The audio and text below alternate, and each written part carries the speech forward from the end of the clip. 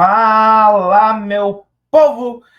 Tivemos Grande Prêmio de Las Vegas esse final de semana, às 3 horas da manhã. Então eu peço perdão se eu falar um pouco mais arrastado e tudo mais, porque foi um dia bem cansativo acordar às 3 da manhã para ver a Fórmula 1 e basicamente eu não tive mais tempo. Depois a corrida vai acabar às 5 horas da manhã, tive que seguir a rotina do dia, apesar de ser domingo e tudo mais. Pra você ter uma ideia, só de noite eu tô conseguindo gravar o vídeo sobre Las Vegas.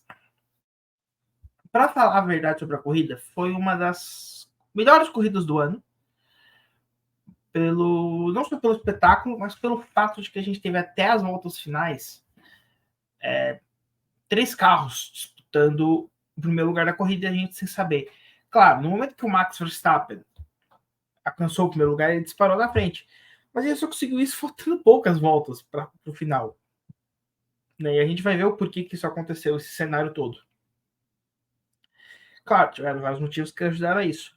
Mas eu acho que para a Fórmula 1 ficar emocionante, a Fórmula 1 faz coisas emocionantes quando o Max larga lá atrás em circuitos que tem como ele fazer ultrapassagem. Né? A gente viu em Singapura que deu tudo errado e ele não chegou nem no pódio.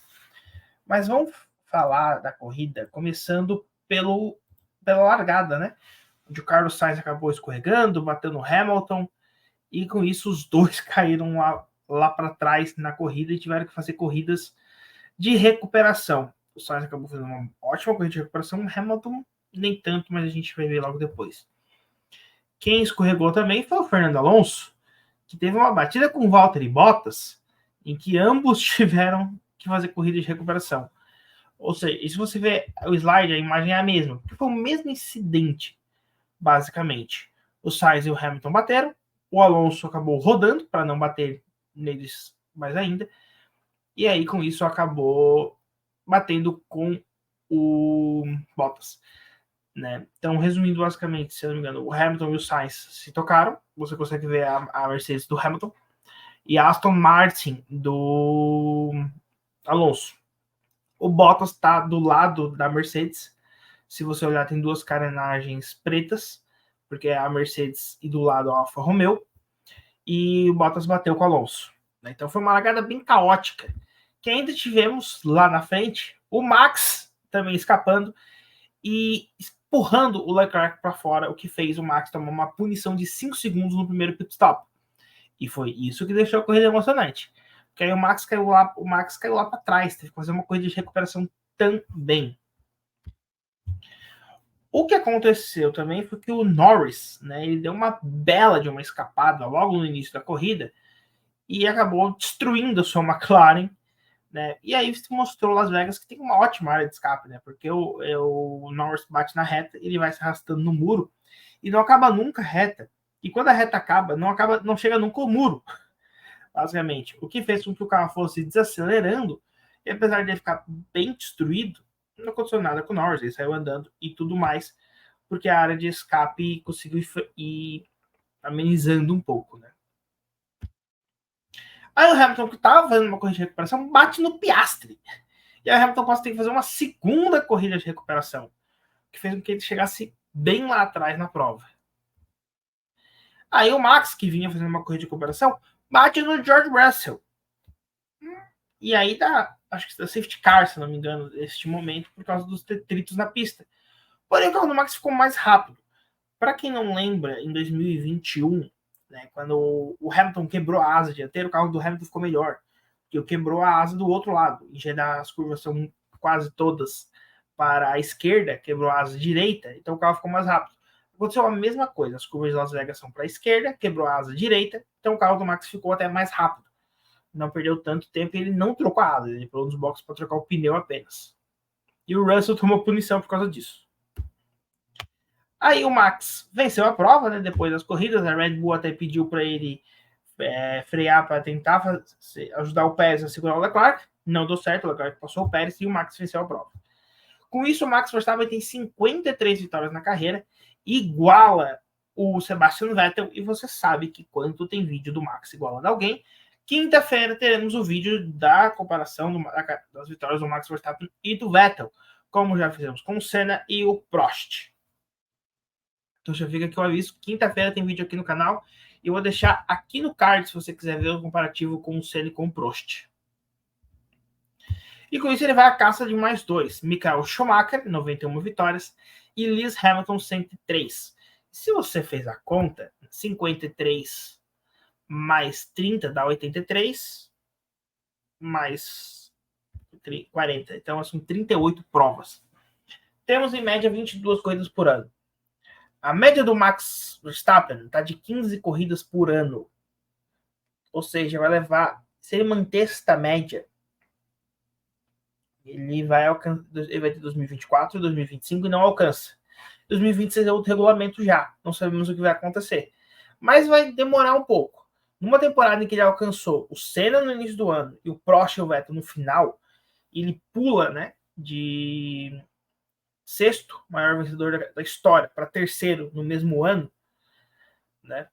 E se a gente for mais para trás, quando começa a temporada de 21 e que ele não tem nenhum título mundial, o número de vitórias que ele tinha até então e o salto que ele dá até chegar às 53 vitórias, eu não duvido que o Max Verstappen vai bater os recordes do Schumacher e do Hamilton e chegar às 92 vitórias. E não sabemos se será 104 vitórias, porque o Hamilton ainda está na ativa. Pode ser que o Hamilton consiga aumentar o recorde, né, de vitórias na Fórmula 1. O Max Verstappen quebrou mais um recorde, agora são 18 vitórias em uma única temporada. Recorde absoluto, para quem não lembra, o recorde anterior era de 15 vitórias do Verstappen ano passado. E anteriormente era o recorde do Vettel e do Schumacher de 13 vitórias. Então ele obliterou esses recordes.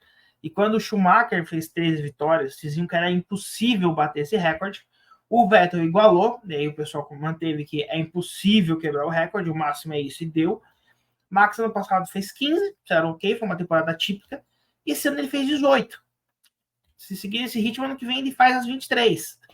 Tô brincando. Difícil fazer, porque a gente viu o que aconteceu em Singapura, por exemplo. Singapura é uma pista muito difícil. Quem acerta o carro da temporada não ganha em Singapura. Vídeo a Red Bull nessa temporada e a Mercedes, né? Na época de domínio da Mercedes, eles perdiam em Singapura para a Ferrari. Então, bem difícil fazer um carro completo ali que vença todas as provas. Mas é mais um recorde holandês. E com isso, Sérgio Pérez se tornou o primeiro mexicano vice-campeão do mundo. A gente não tinha um não europeu, né, fazendo vice-campeão desde 2008, quando Felipe Massa perdeu o campeonato para o Lewis Hamilton. Desde então, os 2 primeiros colocados são europeus. Se a gente for puxar para o campeão mundial, isso vai. O último campeão mundial não europeu foi em 1997 com o Jacques Villeneuve. Só para ter uma noção, eu nasci em 2000, então eu nunca vi um campeão de Fórmula 1 que não fosse europeu. De lá para cá, de 97, quando o Villeneuve foi campeão, ou seja, de 98 para cá, tivemos não europeus vice-campeões em 2002, 2004 com o Rubinho e posteriormente 2008 com o Massa. Isso só. Né? 2000 foi o Mika Hakkinen, 2001 David Coulthard, o Raikkonen é vice em 2003 e 2005. Aí temos o Hamilton, vice-campeão em algumas temporadas, o Button, o Vettel, que foram campeões do mundo, o Bottas e o... acho que só é isso, o Bottas.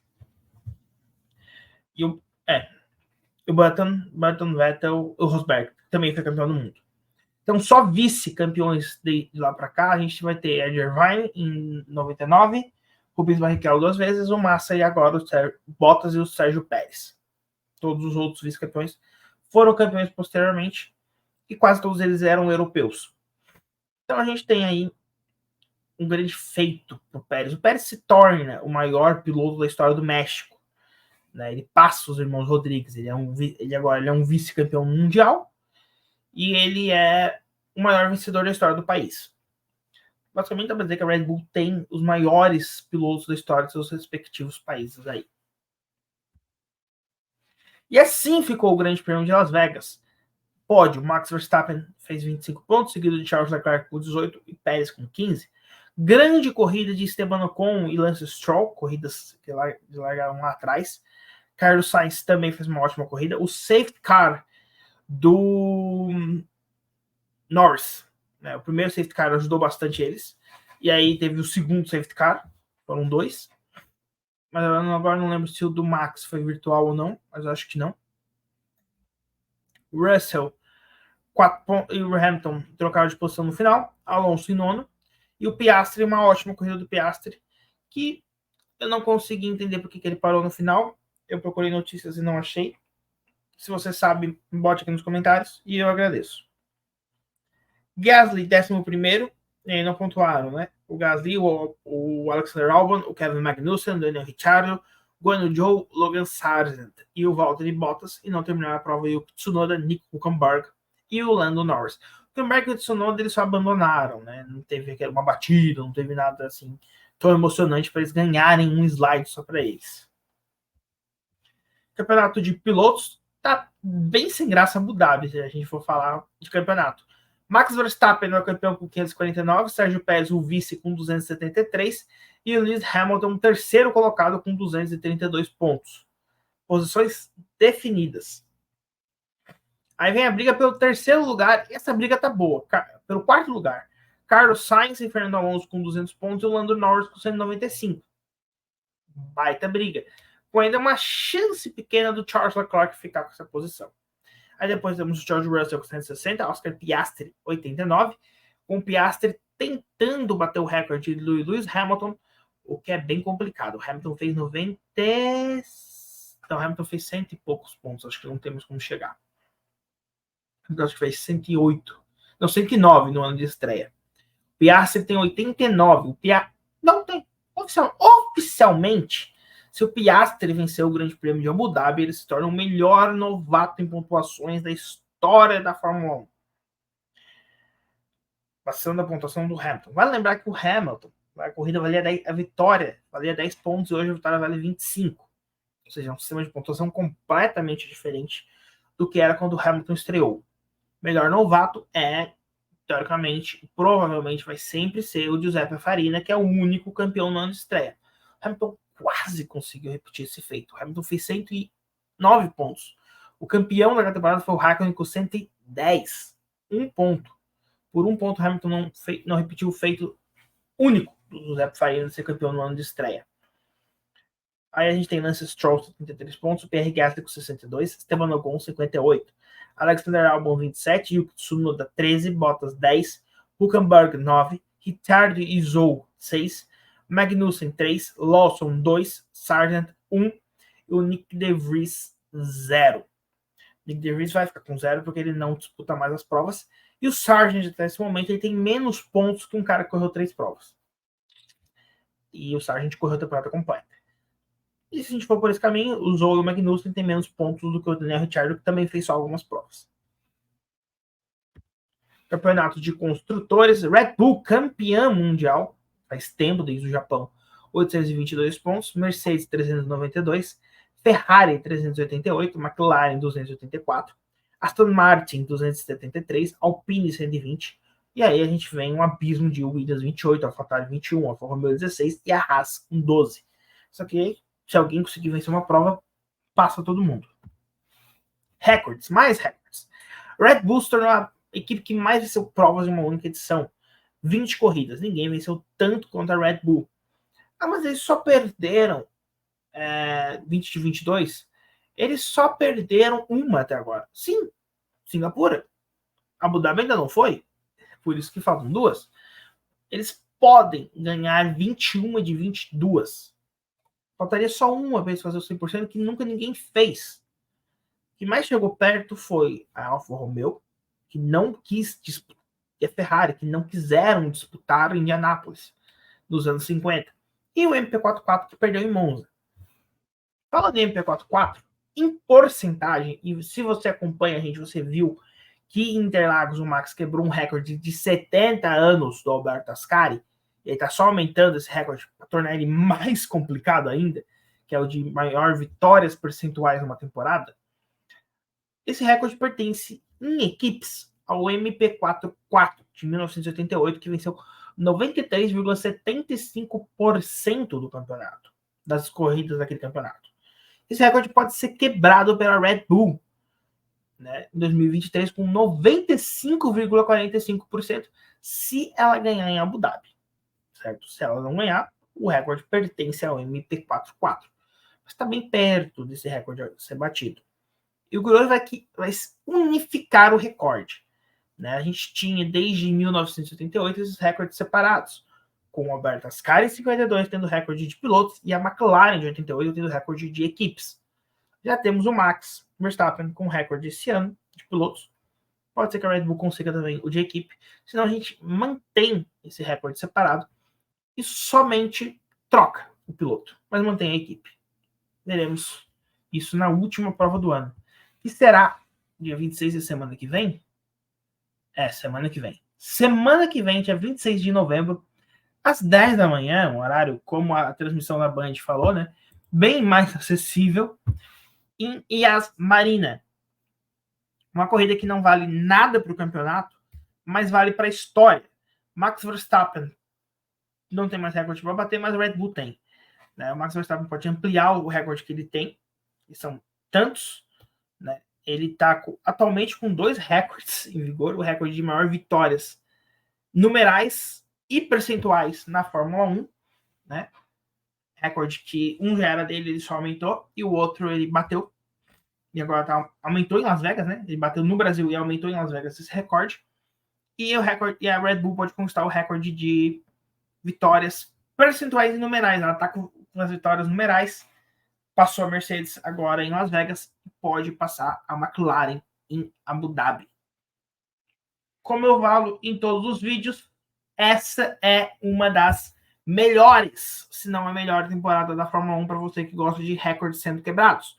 Se você gosta de duelos, de campeonato disputadíssimo, não foi uma temporada para você, sinto muito, mas pelo menos tivemos 2021 aí. E como eu sempre falo também, você pode gostar de temporadas disputadas, você pode gostar de temporadas de quebra de recordes, mas tanto faz. Provavelmente você viu, não importando sua opinião de critério, o Max Verstappen ser o campeão da melhor temporada da história da Fórmula 1. Ao menos que você tenha um terceiro critério. Se você tem um terceiro critério e a melhor temporada não é nem 21, nem 23, deixe aqui nos comentários para você qual a melhor temporada da Fórmula 1 e por quê. Certo? Porque em 21 tivemos disputa, 2 pilotos desde o início do campeonato. E a gente viu até a última volta daquele campeonato. E esse ano o Max, desde o Bahrein, quebrando os recordes todos. Fica a opinião para vocês aí. 21, 23 ou uma terceira temporada? Deixe aqui nos comentários qual a melhor temporada da Fórmula 1. Dito isso, eu já vou indo nessa.